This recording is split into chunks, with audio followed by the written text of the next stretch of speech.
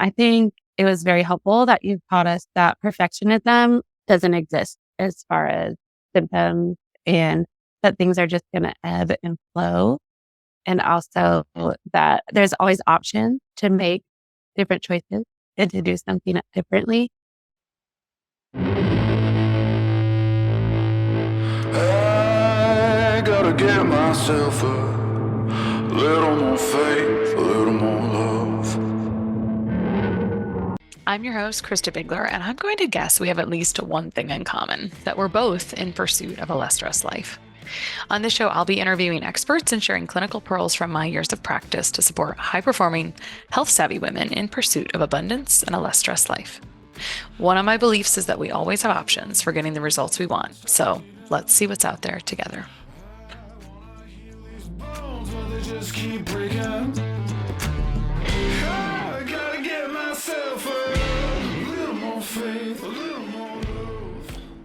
All right, today on the Less Stressed Life, I have something new. I have Kelli here. Kelli is a past client of mine with a background in mental health counseling. She's currently a stay-at-home mom of 3 children under 7, which I would argue, I always joke, was my most challenging time of life and careers, and some people are made for it, the challenging and rewarding career. So I invited Kelli to do a little bit of an interview today because I just found her journey to be interesting and inspiring for others. What about her journey was useful, maybe inspiring, is that I felt like it was a little bit more linear from the outside than some of our clients. And we don't ever really expect healing to be totally linear. I'll explain exactly what I mean by that. It can be quite meandering, but it's always a relief when it is. And what I like to do is look at common denominators. And so regardless if your path is linear or very non-linear, I could look at those common denominators, and I wanted to get Kelli's feedback about things she thought allowed her to get results faster. The other thing that one of my colleagues and I talk about all the time is that we often think that we're alone in our healing. And so any possibility we can shed a light into someone else's healing can help us feel like we have more of a community, which is this unrecognized essential component to healing, I find. And I would say that our thoughts are made up by what we surround ourselves with. So no matter what our echo chamber is currently, I think I'm always looking for stories of inspiration or hope personally, or proof of what's possible to expand my thoughts and then give me a renewal of the mind. I was actually in a funk the last week and a half, and I was talking to my own coach about flipping back and forth or improving my own neuroplasticity. And what kind of the download I got was metanoia, or renewal of the mind. I always have to find renewal of the mind and look for inspiring things to pull me out of a funk. Our brain is always seeking proof. So when we only seek proof of negative, then we believe that's all that's possible. But I asked Kelli if she would mind coming to share a little about her story, her journey, and what she thought the essential pieces are. So I thank you for coming to join me today, Kelli. Thanks for having me, Christa. Yeah. I feel like I am fortunate to get to see Kelli still. Sometimes past clients, I'll think about them. I wonder how they are. But in the last year, I've started having a small group of past clients that I meet with monthly. And it's just fun to see something I didn't really bring up in some of the interview questions today. But Kelli continually shows me how she's like continuing to use things to benefit herself and her family, how she's continuing to use her learning and apply it. And I always joke, some client asked me last week, like, I forgot the exact context, but she was like, how do you suggest I consume this or understand this or whatever? And I was like, you get the most education from action and results. Would you agree? It's like, really sinks in. It's like when people they're flirting with illness. I was talking to my daughter today who's in Rome, and she said that everyone is sick because one of the professors came over from the US and brought the flu for a wedding, and just 30 people in her study abroad cohort, and they're all sick except for her and her friend because they're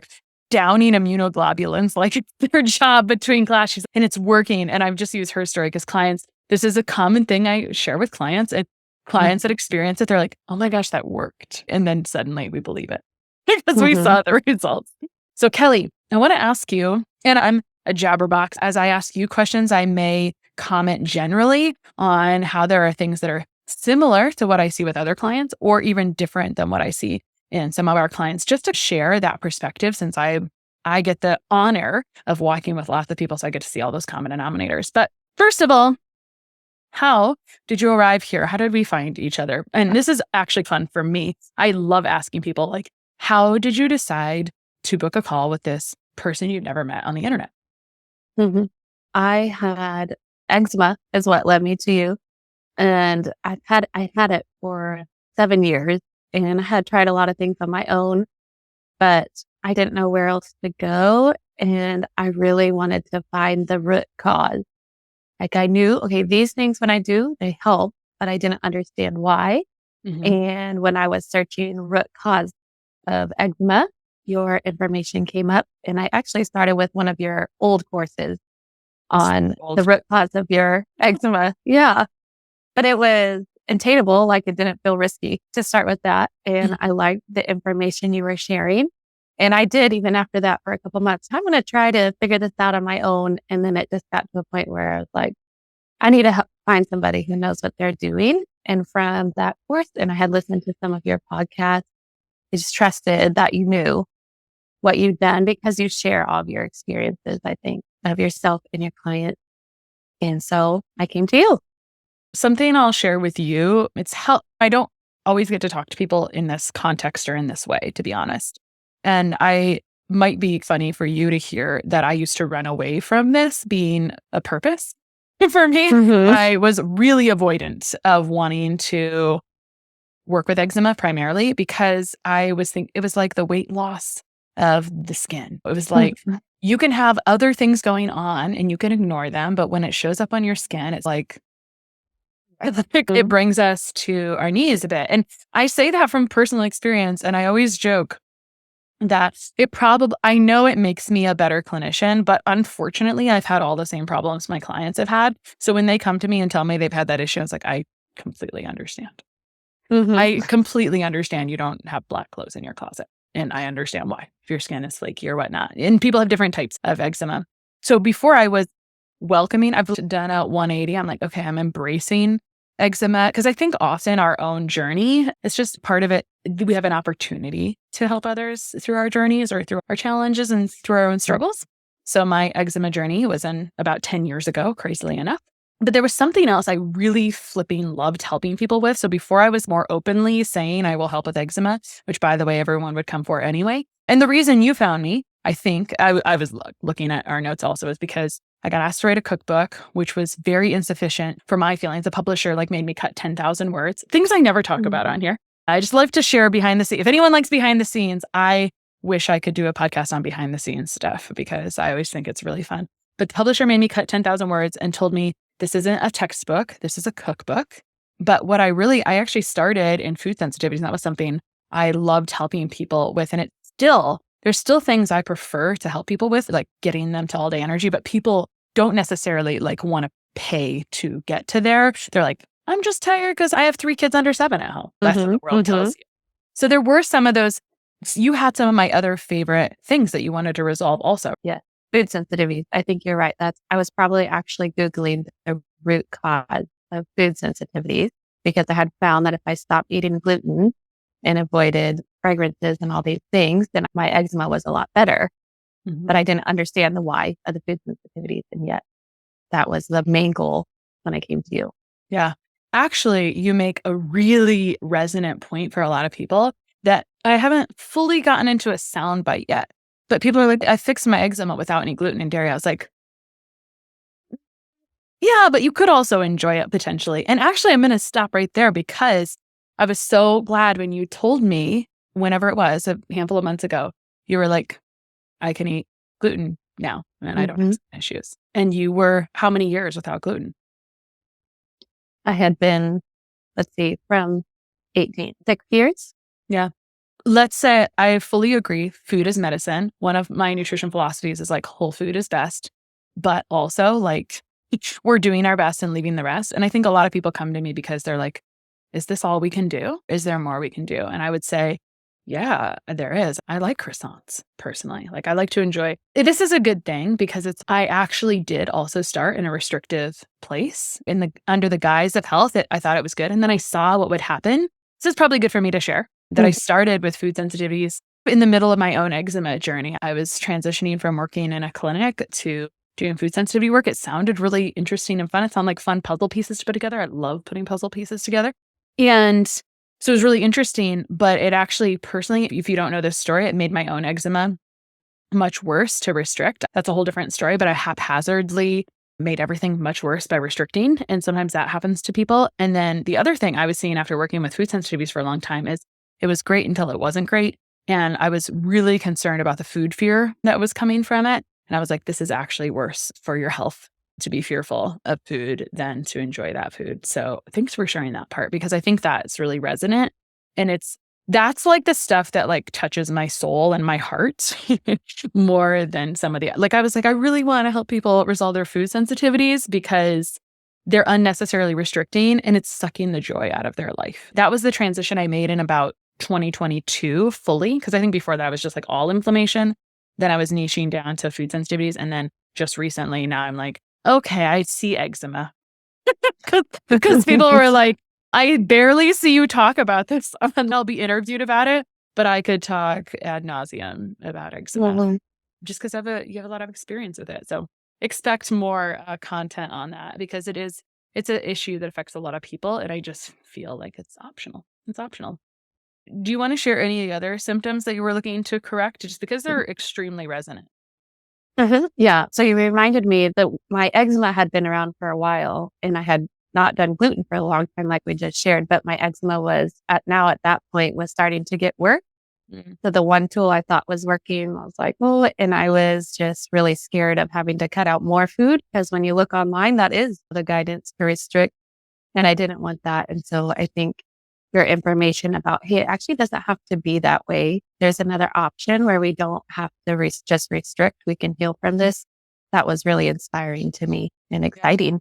Yeah. And then I think those were the main symptoms I thought I had. And then I talked to you and you were like, what about these other things? Like I would get sores all over my tongue, but I guess I had accepted that was normal.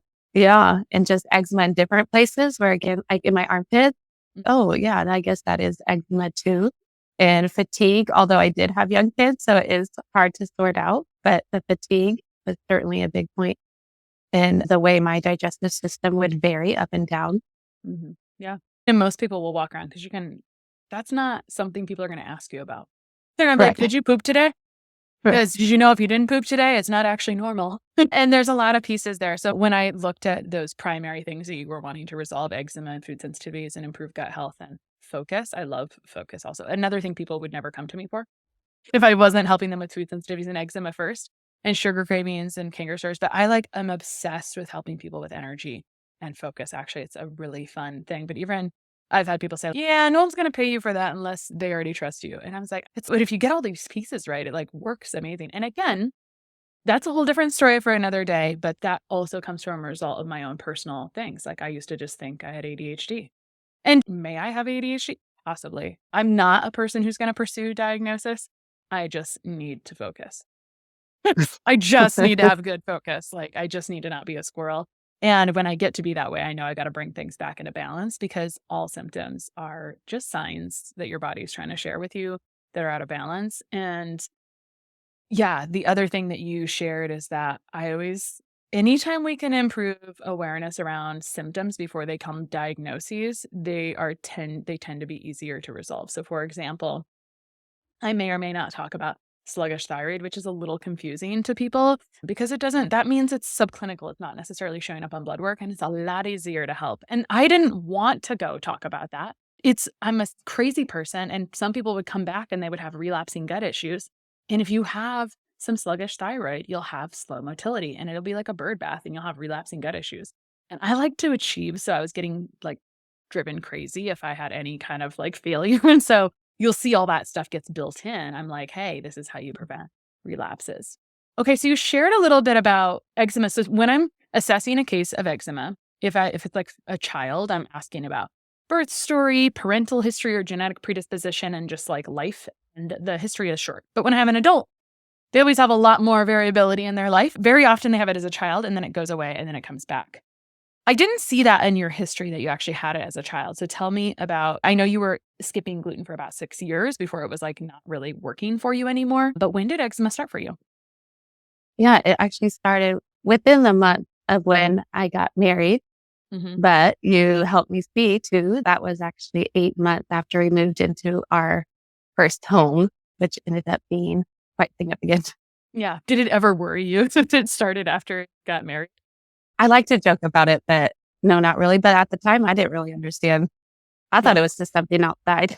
Yeah, I understand. I think everyone wants eczema to be pretty simple and very external, right? Very, Right. Yeah. because we're just humans. We're like, I should be able to put cream on this. And then it doesn't work forever. I always like to joke about that too, because I like to think about my own health. And I think part of our journeys in our lives is our ability to be aware of anything.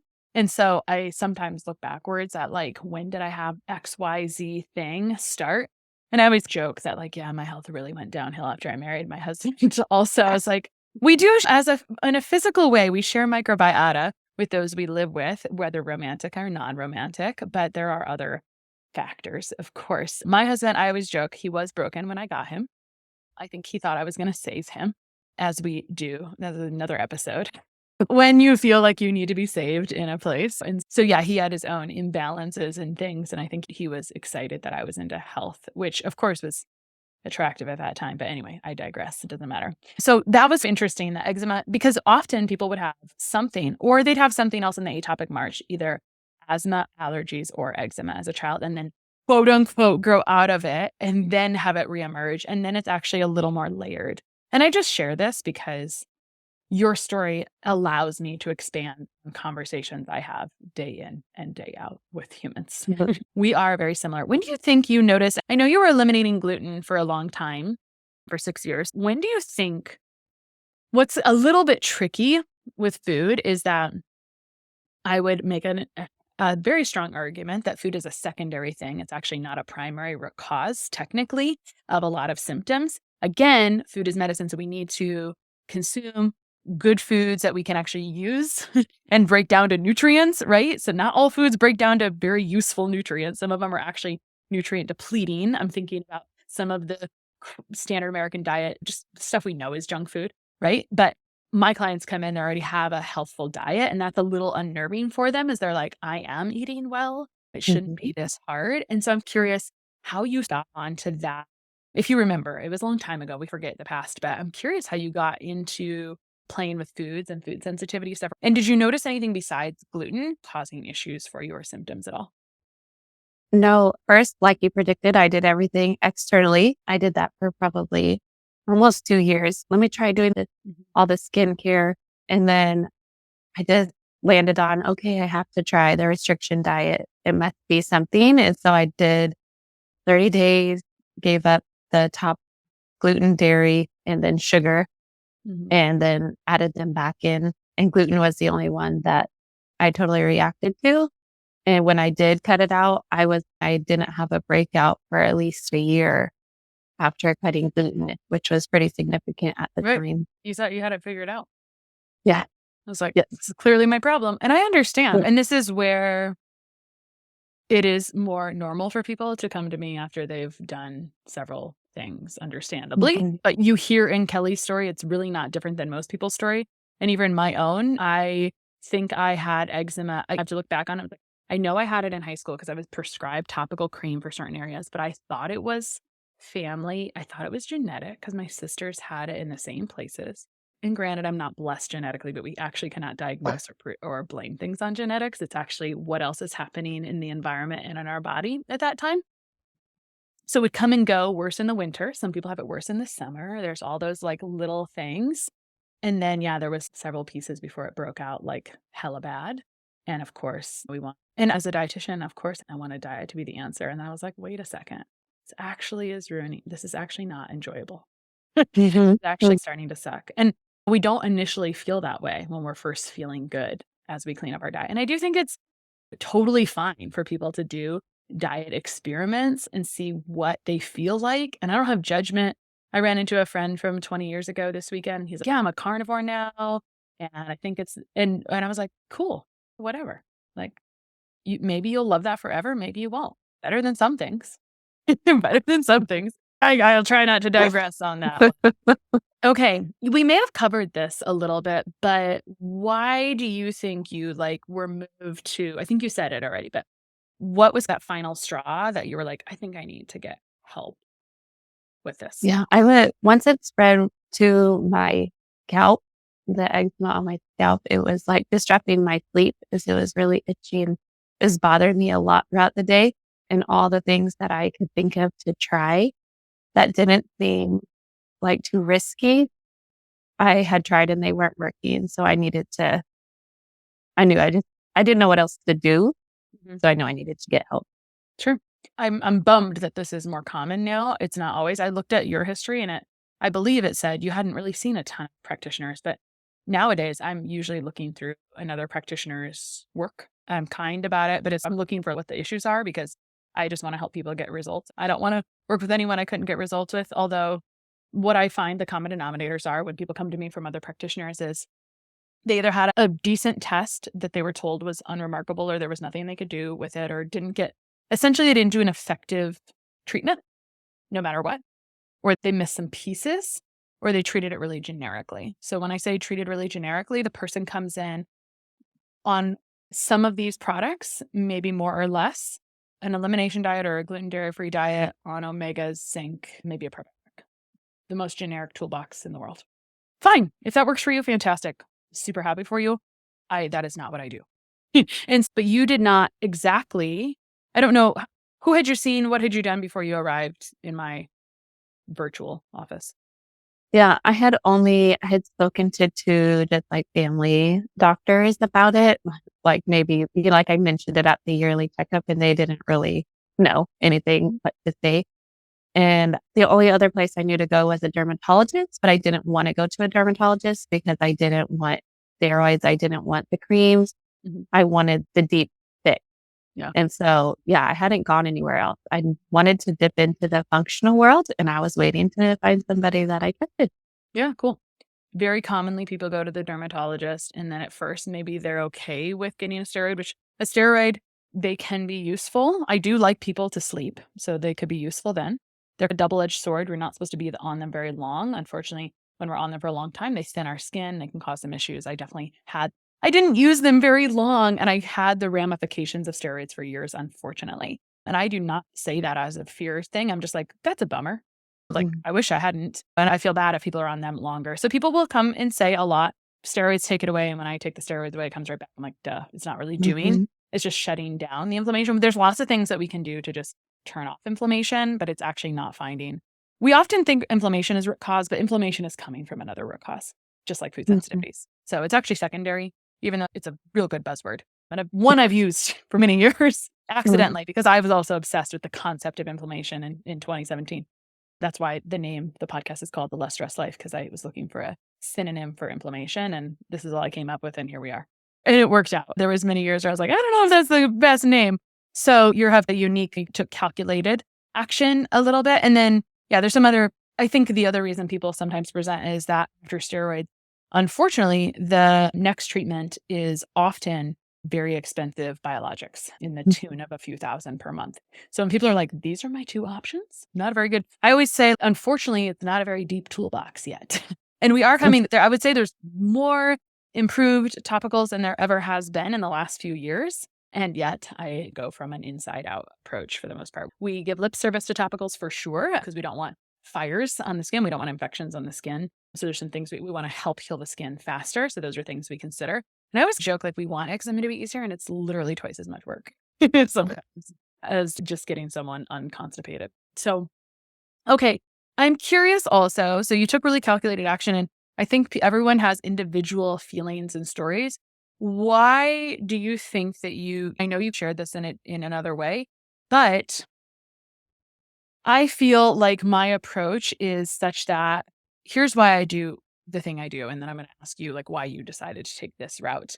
If I saw people only when they wanted to be seen, which would be, they might choose once every week, 2 weeks, 6 weeks, 4 weeks, 3 weeks, I would not be able to control their results as much as I want to. It would be more challenging to get them results because I wouldn't be able to talk to them or support them at the intervals that are actually necessary to get results. This is something I know from working very close with clients for a very long time. I always say clients are my best teachers. They taught me everything I know about how to get results for the most part.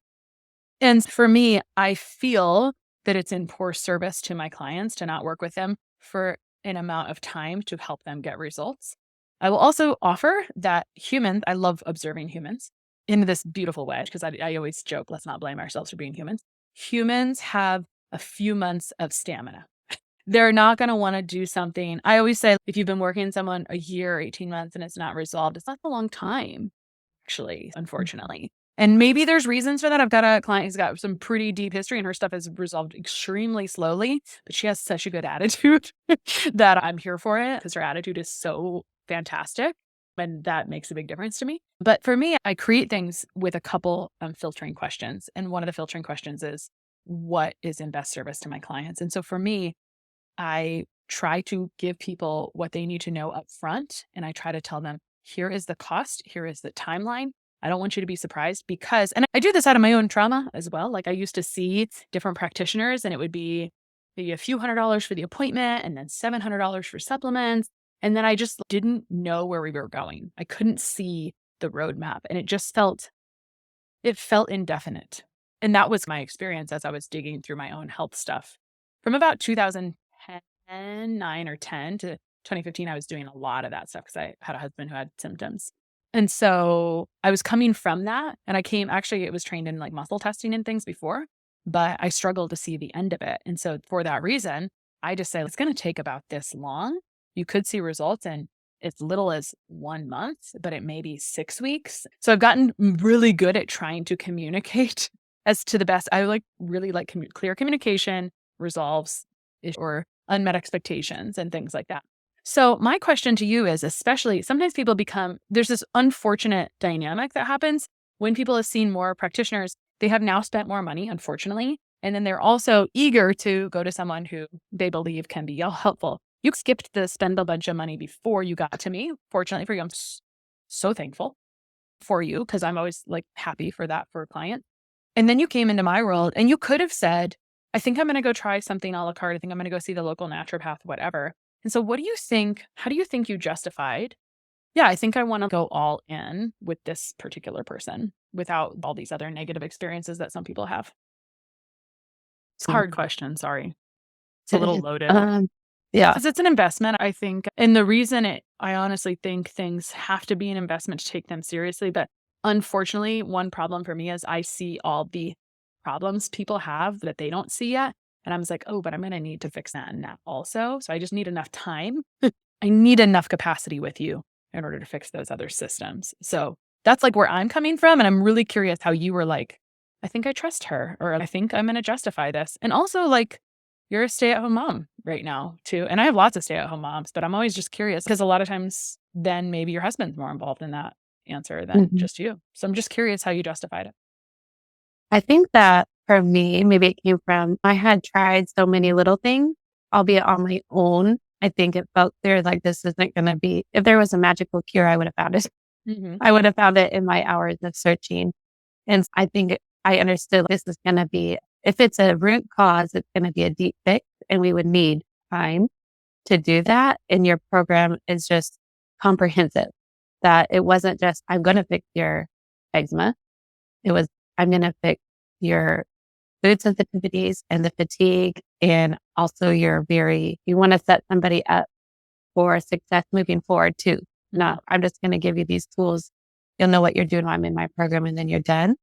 And so I think it felt like a worthy investment because it wasn't just to fix one thing. It was to fix a lot of things and also learn what to do moving forward.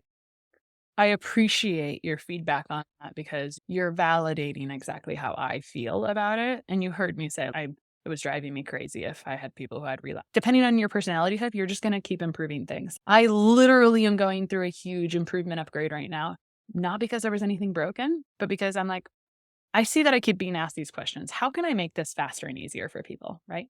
It's how I make it interesting for myself and more of a challenge there as well. So I learned, I didn't know you had a background in some clinical work also. And so I wonder if having a background in clinical work in a capacity where in your work, people also needed to see someone for several sessions to have lasting change. Do you think that influenced kind of your own perspectives on that potentially? Yeah, I think so. I think I work a lot with trauma.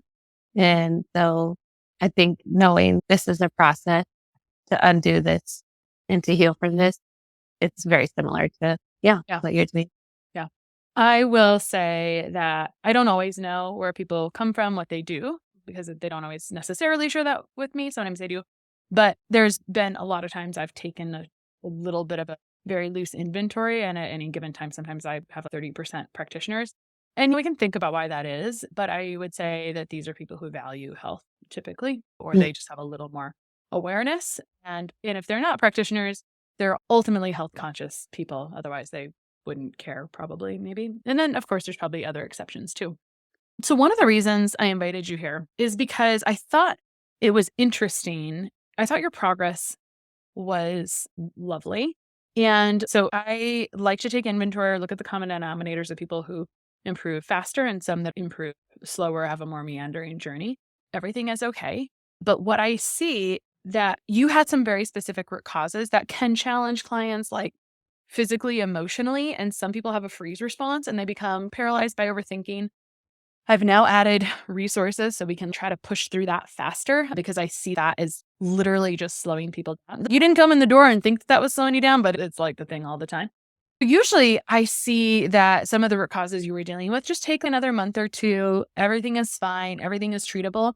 But I was really intrigued when I was talking to you around month 4, and I was just noticing that your progress is linear. And what I mean by that was that clients rate their symptoms. They have a whole list of symptoms that they rate, which is another useful self-awareness tool. I always recommend, if you're listening to this and you want to do some DIY stuff, or you just want to get started, look up multiple symptom questionnaire on the internet.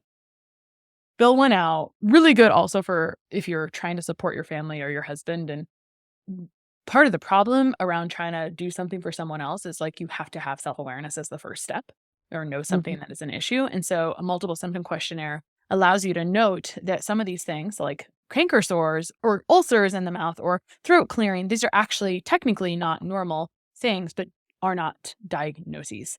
And so what people do when they walk in the door is they fill out a form so we can get that. And ideally, it's objective measurement. Some people fill it out with a lot of emotion, and so it can go up and down.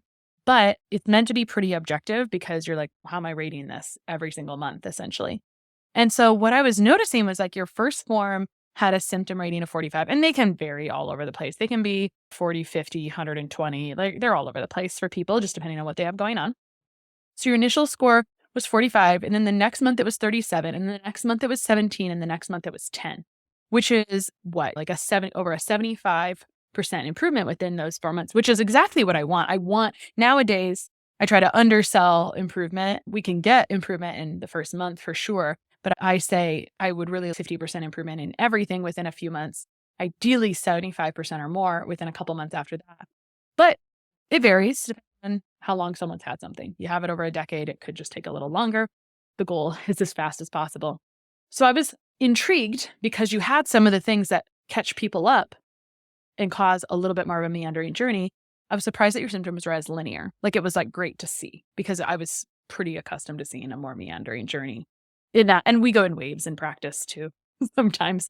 But I was really intrigued by that. And I was also noticing that you presented a little more calmly, not like in this large, because sometimes people, their emotions like ooze out of their pores a little bit, and that's okay. And so I just noticed that you were presenting calmly, and that might just be your personality in general. It's all neutral, but I was just observing. So when I see people getting results faster, slower, I just like to evaluate, what do I think is going on here? So I have opinions about what's going on. I, of course, combed through your history, and it was like, what else do I not know about Kelli? What else is she doing that's helping her do this quicker? Why do you think you're getting results faster? And I wanted to ask you what you thought were some of your best practices, because no one wants to hear more from me about this. I want to know what you think helped you make more linear progress. Not that one can expect that, go in without expectation, but without perfectionism expectation, but also with the goal is to reduce. So, but anyway, why do you think you were getting results quote unquote easier? Maybe it was not easier. Maybe there was a lot of work there. But what do you think were some of the best practices? What could you share about that? In past winters, my son has gotten dry hands that can crack and bleed. I found that giving him at least 300 to 600 milligrams of high-quality fish oil really resolves this in a few weeks. This year, I started him on Jigsaw's Alaska cod liver oil because it's the best value for high-quality U.S.-sourced cod liver oil. Just 1 teaspoon gives him 1,000 milligrams of total omega-3s, which just means faster results with nature's natural dose of synergistic vitamin A and D, already found in cod liver oil to support immune health. Jigsaw sources their cod liver oil from Alaska, where line-caught fish are flash frozen on the boat. This keeps the fish oil very fresh, so it doesn't require more processing and deodorizing like other fish oils, which can disrupt the oils and nutrients. So when you combine Jigsaw's incredible cod liver oil with some of their other wonderful electrolyte mineral products, it's a winning combination to keep your skin beautifully hydrated year after year. You can get a discount on all of Jigsaw's products, including Alaska Cod Liver Oil, Electrolyte Supreme, Adrenal Cocktail, and Potassium Cocktail, formerly known as Pickleball, at jigsawhealth.com with the code LessStressed10, which you can use on each and every order. That's code LessStressed10. A few things. So I do think I had started nervous system work before I started working with you for about, I think 5 or 6 months. I had focused on that. I do think that one, I was already open to that part of your program that's about your nervous system. And I understood the importance of that. I was able to apply that very regularly. And then 2, I think the biggest thing is just I took action. So we identified that we most likely had mold in our house. And I got off that phone call with you and I went and told my husband. In that hour, we looked around our house. Okay, what could be going on here? And that weekend, we started doing what we could and just we broke things down because obviously we couldn't do everything all at once. What can we just do right now to get started? And I think that helped me move me along much quicker. Yeah.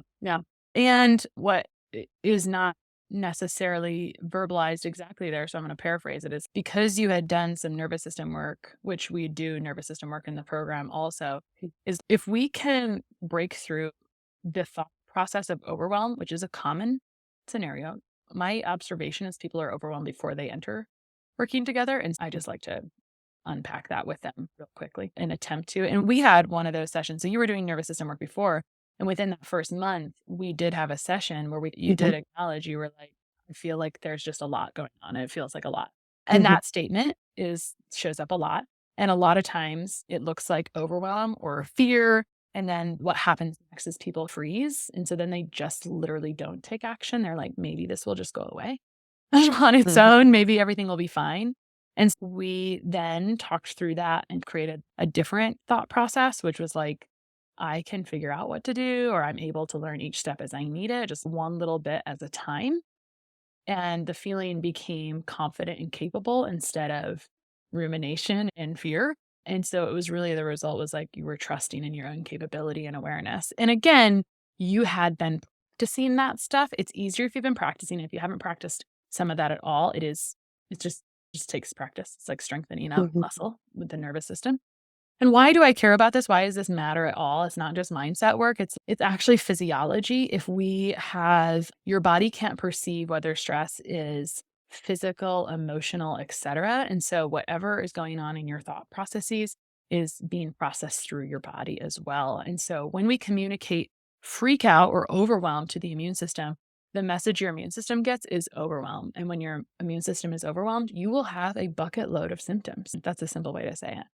And so every time I learn something, I can't unlearn it. Unfortunately, I'm like, oh, this is a big needle mover. Dang, this is a big needle mover, right? And so I just really pondered. I was like, man, I wonder what else Kelli was doing, because we did that. We had that conversation early on. Not that was enough because but it was probably a little bit helpful because you'd already been doing some of that other work. So it was easier for you to embody it, maybe as opposed to someone who hadn't done stuff. And I would say something that might be useful for other people as well is that generally you'll find that anyone who's had symptoms for quite a while, there are some real neural pathways that get shifted and formed. And so you'll pretty much find the recommendation of doing nervous system work is essential for long-term healing. It really makes your life a lot better. But I did kiss lots of frogs before deciding which nervous system modalities to include in my programming. And I'm always attempting, not that I want to try to do everything, even though it feels like it. I'm always attempting to, how can I try to make this a little more accessible and easier so people aren't having to invest in multiple different things at the same time. If we can try to make it easier for people, that's the goal, because, we don't need to add more overwhelm to their life. So that's helpful for you to share. And that was just really, I was like, this is outside. Usually it takes people a little longer when they have this or this going on. That was pretty cool. And also, I just want to talk about this. We covered this already, but you were doing nervous system stuff. We talked about how your background in mental health probably was useful. Or I was talking to even clients earlier today in a very similar session. And this client was talking about a useful conversation she'd had with her husband. She's, yes, took lots of years of therapy to get there. I was like, I do find that can be common denominator. Work has to be made, however you choose to do that. There's work in there. Not saying that I do any therapy in our programming. We just have nervous modalities to shine a light on the stressor so you're not processing it through the body. And then we have body modalities to help you process it through the body if you would like. Just the ones that I have loved over 4 years of trialing and erroring. I mentioned at the beginning that I get the honor of talking to you on a regular basis. I get the honor of seeing you along your journey, and you are incredible at sharing with me, look at this cool thing I'm applying right now. And again, when you apply, you get a ton out of it, and it takes time to do that. And so it's been really fun because I want to say, hopefully I can say this. I think last month you were like, yeah, I had no period symptoms this month, and this is what I learned. Or maybe there was something with your family's health. So I was just curious how you've continued to use what you've gained in working together to help yourself and your family. Mhm. I think one of the best tools you've given us is the ability to look at our symptoms and to see what's changing, what's not. And just the idea of, okay, if this comes up, I can just try a little experiment and see what is going on. So I don't actually track it anymore, but I just have that mindset of, okay, maybe for this month, I'm going to try these ideas and see how I feel or see what I notice in my kids. And when you take it at a small chunk like that, it doesn't feel overwhelming. I think it feels more hopeful and exciting. And I think what is underneath the surface there is that sometimes, and this is just a perspective, so just a way to reflect. I have seen people get frustrated that they do not know everything that is in my brain within 5 months. And I was like, that is not how that works. Just, I can't download these years of experience. I'm trying to help you understand as fast as I can so that way you can do this stuff on your own. But what you just shared is really useful. Sometimes we'll do lots of things to try to get good outcomes, but sometimes when you're just tweaking, there's a few little things, and it's nice to do one thing at a time so that way you know what's helping or not. So I think initially I try to cover lots of bases because I know covering lots of bases is going to give me specific results. And then later it's not perfect yet, especially menstrual cycles are funny because they only show up once a month, right? So what happened that month, the month before that can all impact it. So it's nice if that's something you play with a little bit longer over time. Even if you have initial success, it's a little messenger every month to let me know how everything went in my body, all the things. So like it. Thanks again. You're sharing how you go through. What you're not trying to do is sometimes we're trying to rush. I want you to get efficient results, but I actually had to change one of our business core values from efficiency. I had to take it away because it was actually stressful for some people to think that, because it's actually a subjective statement. What's efficient to me is different. If you can heal in 6 months and you've had issues for 2 decades, pretty damn efficient in my opinion. It's just, it looks different. But our human desires are that efficiency is 3 weeks, which is only reasonable for some symptoms. Right. Only some symptoms respond in that short of time. Some of them will take a little bit longer than that for sure. Is there anything else that you'd want to tell someone that's going through what you went through? Yeah, I think these are really some pearls that I've learned from you, Christa. I think it was very helpful that you taught us that perfectionism doesn't exist as far as symptoms and that things are just going to ebb and flow.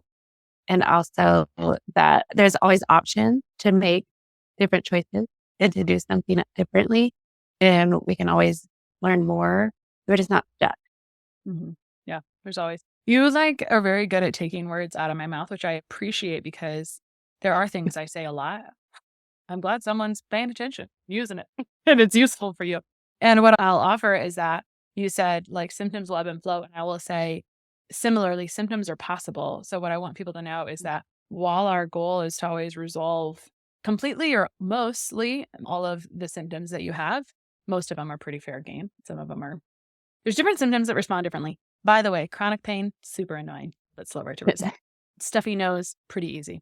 Symptoms are possible. And so when we're talking about eczema, food sensitivities, constant, whatever, energy stuff, like stuff happens, life happens. And so my approach or my goal with clients is to teach them how to resolve it. Because when you get the result, you understand it in a very Mhm. different, visceral, embodied way. And then I want them to know how to correct it in the future if it ever wants to peek out or pop up, because there are things that create that. It's like, if it happened once, why do we think that we're immune to having it again? And that's a perspective shift I've really attempted to start to, and I'm doing it better and earlier now as I remodel things, right? I saw people, they were like, oh my gosh, I just want to close this chapter of the book because I never want to read this chapter again. And it's, you can have that feeling now, but this is all here. Like, your body's just communicating with you, right? So it's just letting you know something's out of balance. And my entire thing right now is really helping people understand symptoms related to systems and bringing systems into balance. And that's how you get long-term success for everything. Mhm. And know that, like, stuff can happen. I was recently on a trip and I had some symptoms pop up and I just dealt with them and got rid of them. The end. That was empowering, right? That's empowering. My goal is that you're not just relying. I was like, I don't love this negative reliance on someone. Someone else knows more than you about your body. That Mhm. like just didn't feel good to me. So thank you for appreciating these things. I'm really glad I asked. It's very empowering the way you've made your program. Yeah. Like, you can tell that you're like, Yeah. hey, I don't want you to actually need me. Yeah. You don't need Christa for the rest of your Yeah. life. Yeah. Use this. And As a parent, it's an exhausting feeling to feel like it's like a lot. Technically, it's a lot of space to hold. And it's not that I don't want to. And that's why I work with so many people at once. And then we're done. And then I work with another group of people because I care about humans, quality over quantity. And so I really do want to know them, to be able to help them to know the answers to their questions because I know enough about them. Mhm. So and everyone, it's optional. Like, people, I don't have to know everything about everyone, but you certainly have the opportunity to let me know as much as you want about me. I make it open-ended. It's like, we can do as minimum or as much as you want. So that's how I attempt to make it work for different personality styles.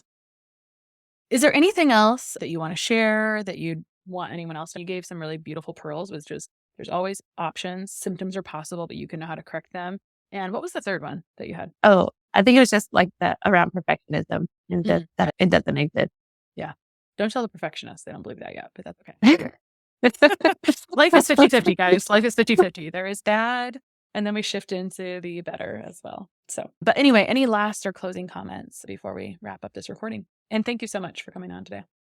No, it's just, I've really enjoyed my time in your program, and I can see myself getting healthier and healthier moving forward. Thanks to you. Yeah, that's awesome. It's really fun to have these kinds of conversations. I feel like I don't really get to have them as much as I should be having them. Like, why wouldn't I have them more often? So thank you so much for sharing your experience for the benefit of us all. I hope those listening took some pearls, and thank you for your kind of inspirational statements and kind of experience and journey, whether someone's experience is linear or not. So thanks for coming on. Bones, but they just keep breaking.